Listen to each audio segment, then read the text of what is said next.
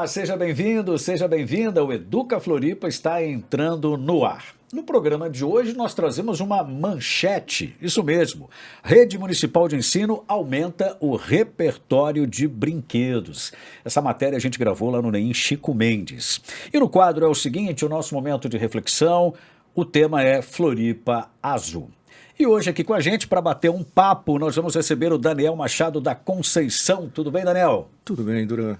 Prazer ter você aqui com a gente. O prazer é meu, fico muito honrado com a oportunidade. A honra é toda nossa. Bom, o Daniel, ele é professor de História das EBMs, professora Zuma Freitas de Souza e também na EBM Maria Tomásia Coelho, é isso? Perfeito. Maravilha.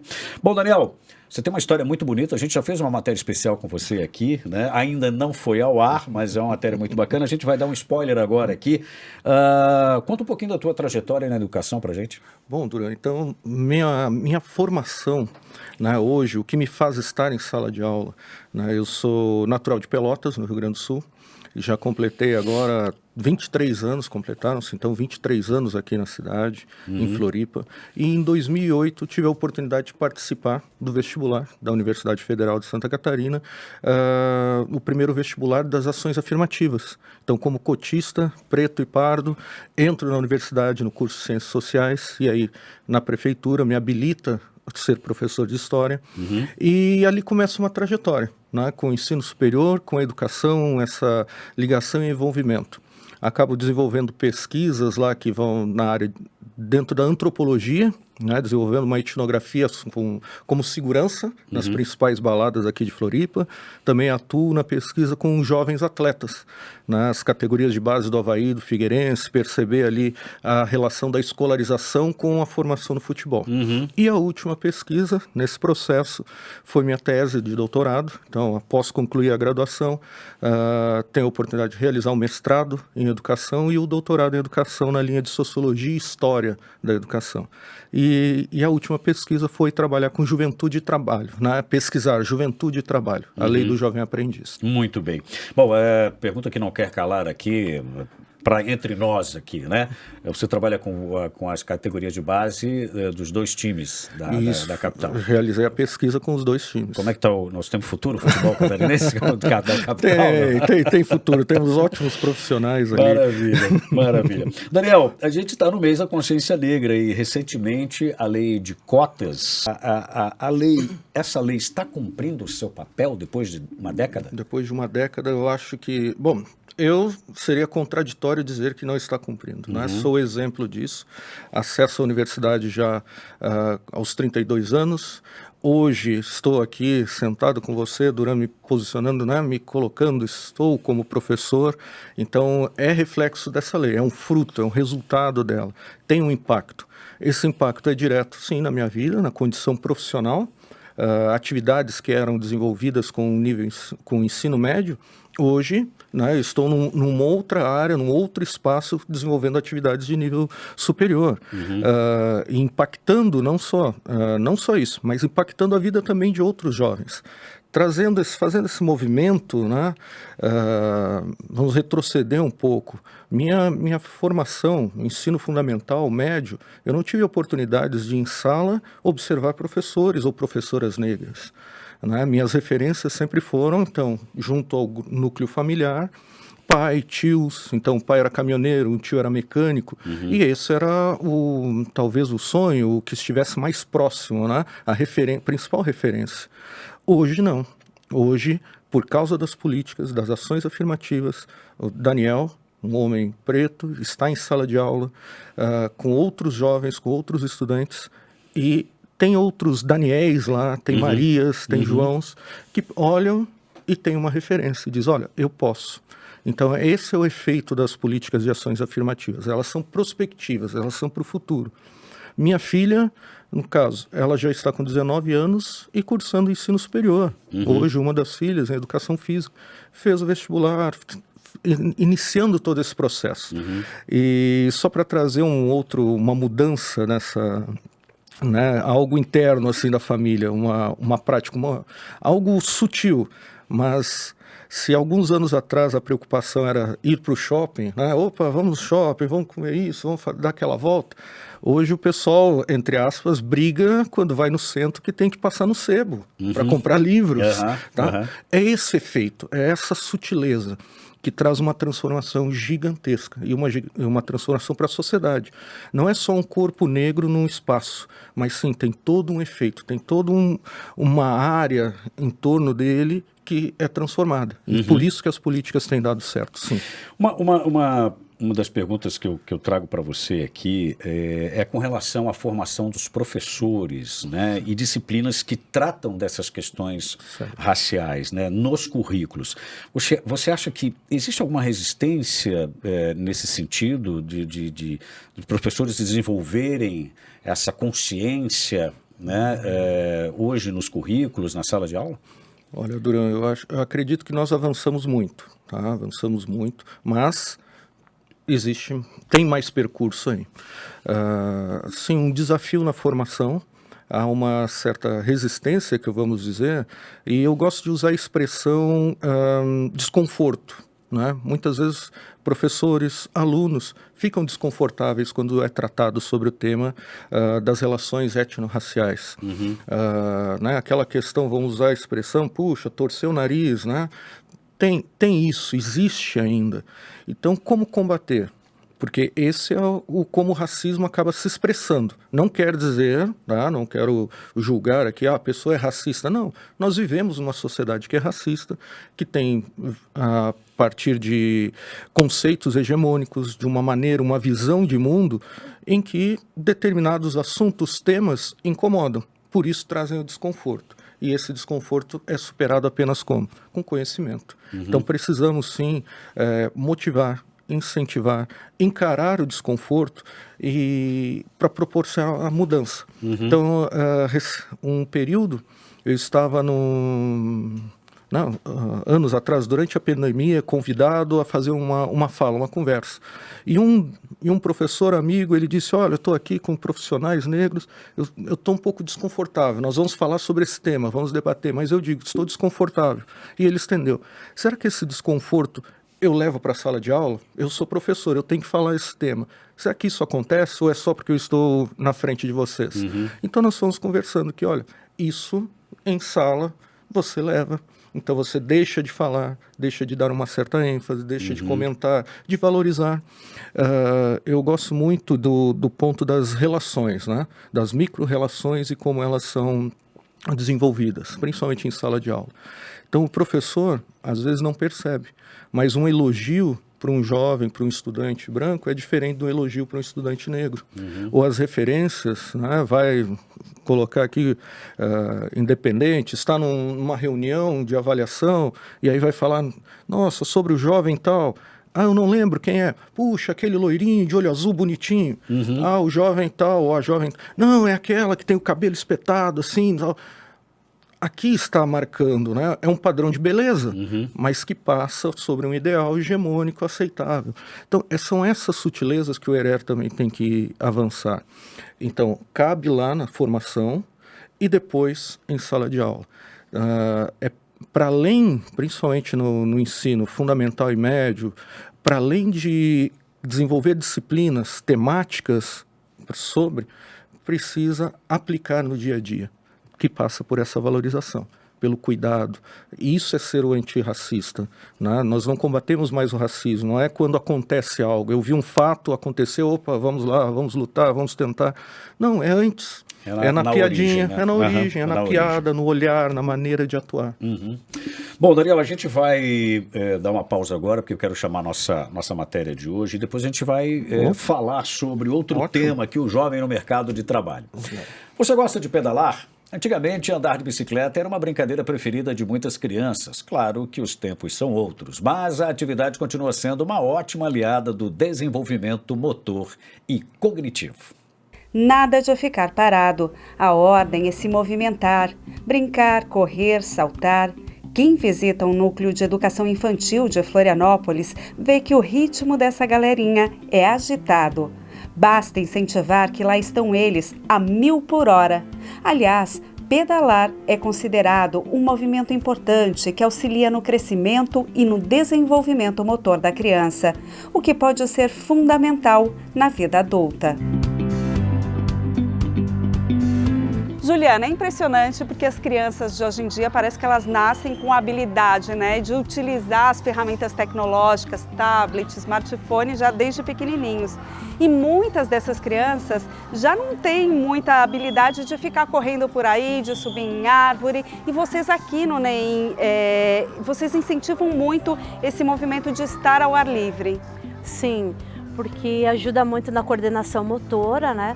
Coisas que o tablet, né, não vai ajudar. Então a gente faz o resgate dessas brincadeiras com essas ferramentas, que são as bicicletas, os patinetes, né, e outras brincadeiras que envolvem a coordenação motora, o desenvolvimento motor. Então as crianças aqui no NEI, elas são bem privilegiadas, né, com muitas brincadeiras, e hoje esse dia, né, sobre rodas. Sobre né? rodas. Os triciclos e as bicicletas, você estava me dizendo que eles desenvolvem habilidades que não são só para agora, que são habilidades para a vida toda. Sim, você sabe, né, que quando você aprende a andar de bicicleta uma vez, nunca mais você esquece. Se você pegar daqui 10 anos, parou 10 anos de andar e pegar novamente, tu vai conseguir andar. Então, desenvolve, né, desenvolvimento motor, agilidade, destreza, a força, né, porque a gente precisa de todas essas capacidades físicas para poder estar guiando uma bicicleta. Então, aqui a gente trabalha todas essas atividades, né, resgatando esse poder de estar brincando, de largar um pouquinho, né, da tela e poder estar usando o movimento do corpo ao ar livre. Foi por isso que os mais de 85 núcleos de educação infantil da capital foram equipados com triciclos, ampliando o acervo de brinquedos da rede municipal. No NEM Chico Mendes, no Monte Cristo, as brincadeiras sobre rodas sempre foram incentivadas. Pedalar estimula o desenvolvimento motor, mas é uma proposta que também leva os pequenos a pensar, planejar e a terem consciência da ação corporal que estão realizando. E entre uma pedalada e outra, eles também melhoram a comunicação e a socialização.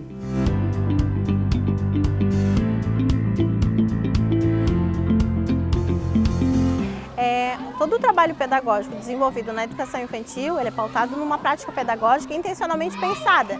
Então, quando a gente traz uma materialidade nova, no caso aqui os triciclos, né, que recentemente chegaram na unidade, ela tem a intenção de ampliar as possibilidades do trabalho pedagógico.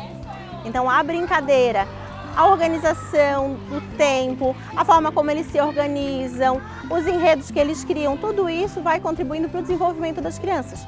Esse é o trabalho que a gente acredita e defende na rede municipal de Florianópolis, né?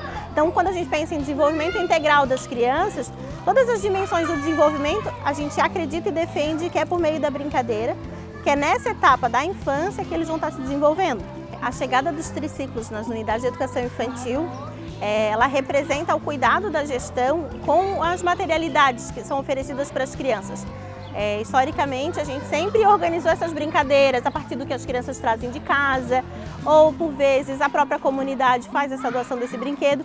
E hoje a gente tem a aquisição dos triciclos feito via licitação da prefeitura, né? Então é um brinquedo que enriquece muito as brincadeiras e a gente percebe o cuidado. Para a gente é muito importante, a gente vive, né, num momento que a tecnologia é realidade de todas as crianças, né? As crianças vivenciam esse contato com a tecnologia, mas a gente precisa também dosar isso com as brincadeiras ao ar livre, que vão desenvolver a coordenação motora, que desenvolve as relações sociais, né? Porque nesse momento de brincar junto, de brincar de triciclo, como a gente está brincando hoje, eles estão esperando o tempo do outro, compartilhando esse brinquedo, né? Estão interagindo, conforme um cria brincadeira, o outro amplia. Então é fundamental, né? A gente não pode negar que a tecnologia está aí, a gente está imerso nela, mas para o desenvolvimento das crianças, o brincar junto, né? O construir esses enredos de brincadeira, de faz de conta, como aqui a gente hoje construiu um espaço que tinha oficina de bicicleta, então eles podem criar esse mundo do faz de conta, ele é importantíssimo para o desenvolvimento das crianças, né? Dessa imaginação, desse lado cognitivo, porque tem conhecimentos que é só no brincar junto e compartilhado que a criança vai conseguir desenvolver. De volta com o nosso entrevistado, hoje falando com o Daniel, que é professor de História. A gente falou um pouco aí sobre a consciência negra, o ensino, o currículo, a formação de professores. E agora a gente muda um pouquinho de tema e a gente entra agora para um tema bem atual também, que é o jovem no mercado de trabalho. Existe uma lei, Daniel, a lei do jovem aprendiz, que existe para facilitar essa inserção do jovem no mercado de trabalho, né? Do que trata exatamente essa lei? Bom, essa lei ela foi criada no ano 2000, a Lei 10.097, o que ela instituiu ou regulou, que é a inserção de jovens no mercado de trabalho a partir dos 14 anos de idade. É o único momento que jovens entre 14 e 15 anos podem assinar contratos especiais de trabalho. Então, ela prevê o quê? Que empresas de médio e grande porte, elas são obrigadas a contratar jovens, né, nessa porcentagem entre 5% e 15% do seu quadro de funcionários.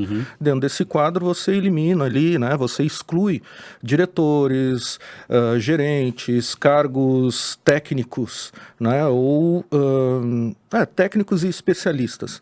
Então, todo o pessoal operacional, ele entra nessa conta.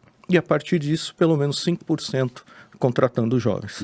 Os jovens, eles recebem seus direitos trabalhistas, os contratos podem variar, depende da entidade qualificadora, do tipo de curso que ele vai receber, que ele vai ser formado, capacitado. Então, mas ele tem um limite de 24 meses. Em geral, esse jovem trabalha 20 horas por semana, então 5 dias por semana, 4 horas por dia, pode ser contratos de 4, 6 e até 8, depende da idade, tá? Tem mecanismos ali para controle disso. Mas o mais comum, contrato de 20 horas, 5 dias por semana, pelo menos 4 desses dias o jovem está trabalhando na empresa e ele faz um curso de capacitação. Esse curso conta como jornada de trabalho. E isso é que é o mais interessante da lei, porque é tanto o Estado, porque o Estado tem ali benefícios para a empresa, no caso, no final do contrato não tem aviso prévio, não tem multa rescisória, fundo de garantia recolhido 2% em vez dos 8%, e a empresa contrata esse jovem, salário, assina carteira, todos os benefícios. Então, tanto o Estado quanto a empresa, o capital, trabalham juntos para qualificar esse jovem.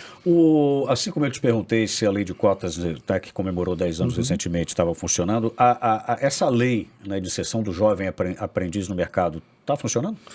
Ela tem experiências maravilhosas, magníficas. Eu, particularmente, sou entusiasta da lei da aprendizagem, mas nós temos, né, depois da vírgula, ainda ela é subutilizada. Tá? Nós vamos completar agora em 2022, 22 anos da lei, em dezembro, e há uma estimativa pelo próprio Ministério do Trabalho e Previdência que, em geral, entre 40% a 45% apenas das empresas, né, obrigadas, nesses 22 anos, contrataram jovens já nesse período. Então, não é uma opção da empresa. Não é opção. A empresa é obrigada a ter, no mínimo, 5% do seu quadro ali para o jovem aprendiz. E aí, quando a empresa não se adequa a isso, ela tem alguma retaliação, alguma coisa? Sim, sim. Dentro do Ministério do Trabalho, todos os fiscais, a promotoria, né, fazem a fiscalização contínua e notificações dessa empresa. Então, ela pode sim sofrer multas e, nesse caso, né,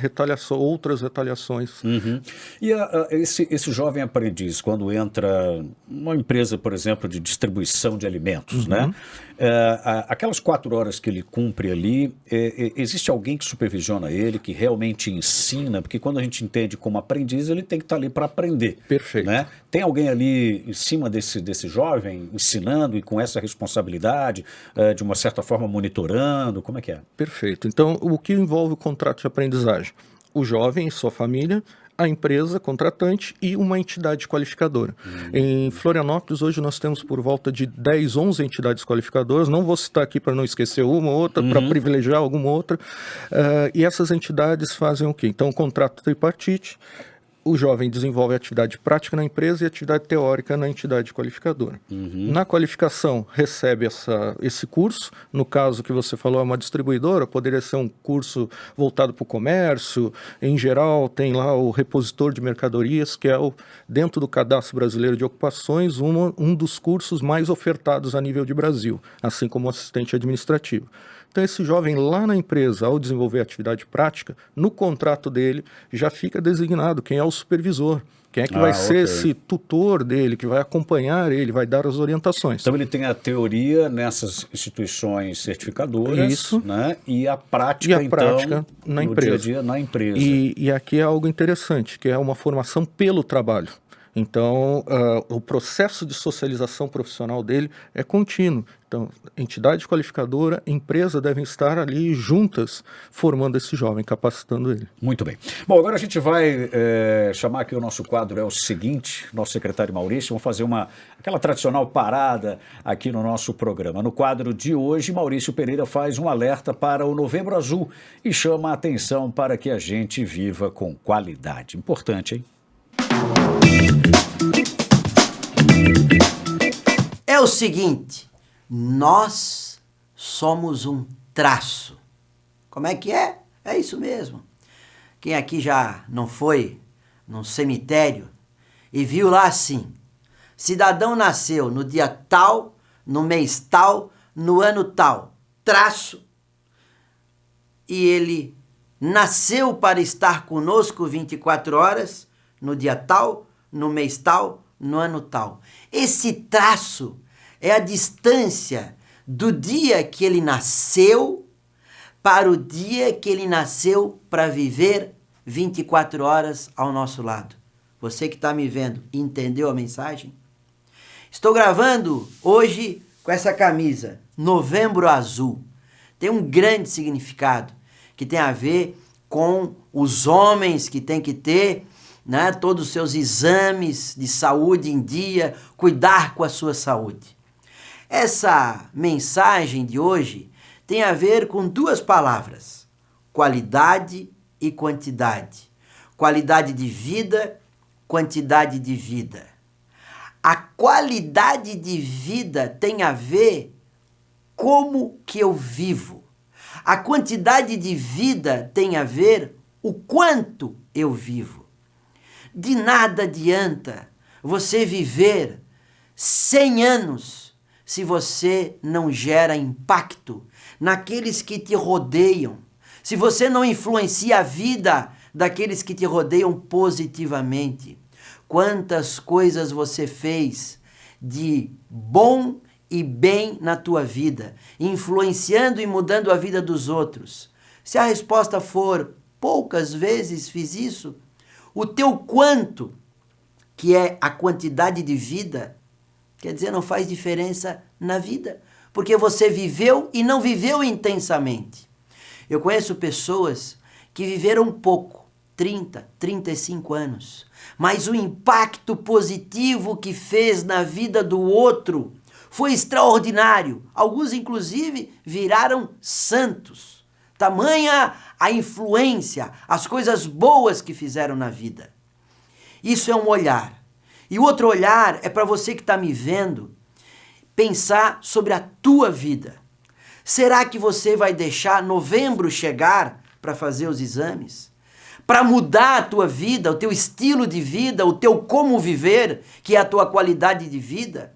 Via de regra, quando a gente leva um susto na vida, a gente diz, a partir de hoje eu vou fazer isso, vou fazer aquilo, vai melhorar a qualidade de vida. Até o dia que tu esquece, teoricamente tua vida se regulariza e você espera o próximo susto para mudar a tua vida. Cuidado! Como você vive tem a ver com a qualidade de vida que você tem. Quanto você vive tem a ver com a quantidade. Quanto maior a qualidade, o como viver, é natural que você vai ter uma quantidade de vida a mais. Preste atenção sobre isso. Não deixe novembro chegar para você mudar teu estilo de vida. Mude o teu estilo de vida todos os dias. Por sinal, para você mudar um hábito, dizem os estudos, que gira em torno de 21 dias. Um exemplo simples. Você que está me vendo e toma café com açúcar, comprovadamente açúcar faz mal para a saúde. Está me vendo? Para de tomar café com açúcar. A partir de hoje. O café não vai ficar bom, não tem gosto. Para! Toma café sem açúcar. Você tem que passar 21 dias. Passado 21 dias, você não vai conseguir mais tomar café com açúcar. Porque o hábito mudou. Você agora está num novo patamar. Você está num patamar que você define as escolhas da tua vida, logo você faz a escolha do teu futuro. Em resumo, perder tempo é perder vida. De tudo que falamos, essa é uma frase que é o resumo de tudo. Se você perde tempo, você perde vida. Para piorar, muitas vezes, vida de qualidade. Então, meus amigos, preste atenção. O fundamental é como vive e não necessariamente quanto vive. É o seguinte, a educação transforma. Um grande abraço e um beijo no coração. Esse foi o nosso quadro É o Seguinte, chamando a atenção para esse tema tão importante, né, na área da saúde, que é o Novembro Azul, né? Voltando aqui com o nosso entrevistado, Daniel. Daniel, me diz uma coisa, nosso tema aqui, né, falando sobre a inserção do jovem no mercado de trabalho, como é que é o perfil desse jovem? Ele procura o programa para adquirir experiência pura e simplesmente, ou na verdade já para conseguir um emprego, ajudar a família, pagar os estudos? Como é que é o perfil desse jovem aí? Perfeito, eu acho que essa é uma pergunta muito pertinente, né, para a gente entender esse movimento, principalmente nos últimos anos. Vamos dizer, uma observação, assim, nos primeiros anos do século XXI, lá no início dos anos 2000, nós vamos ter uma referência, principalmente, um olhar, muito eram os pais, a família que conduzia esse jovem, né, para o emprego, para uma inserção. Hoje nós temos esse desejo partindo já dos jovens. Claro, todo o conceito, o entendimento sobre o trabalhismo é muito forte. Então o jovem quer também essa experiência. Agora, pontuar é só pela experiência profissional? Tem muitos que buscam. Desde já essa capacitação, buscam já preparar um futuro, tem projetos de carreira mesmo, mas nós ainda percebemos que o foco dessa lei é atender, sim, as famílias com maior necessidade, que buscam, que têm que dividir dentro dos seus membros, né, dentro da família, as oportunidades de renda.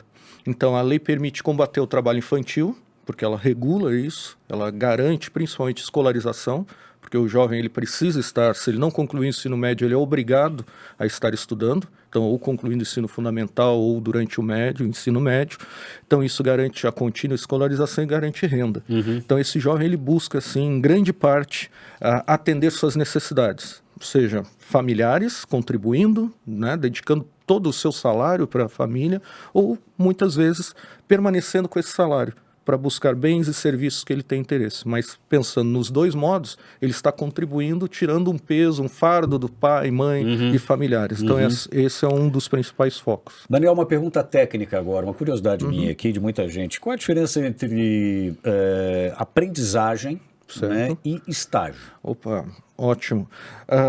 Estágio, aprendizagem, e depois temos até o trainee. Então, falar pontualmente assim essa diferença. O estágio, ele se inicia aos 16 anos, é uma formação para o trabalho, então envolve a escolarização dele, principalmente cursos técnicos, cursos superiores, e ele serve de complemento. Então é uma atividade que ele desenvolve, é atividade profissional, mas que está atrelada à educação dele, ou ao nível de ensino dele.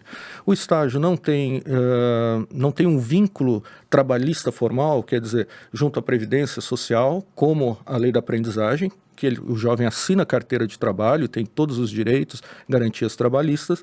O estágio, por isso, ele não recebe um salário, ele recebe uma bolsa. Então, formação para o trabalho. A lei da aprendizagem é essa formação pelo trabalho, ela acontece concomitante. Independente da escolarização dele, ele é obrigado a permanecer, a manter essa escolarização e vai para o ambiente de trabalho.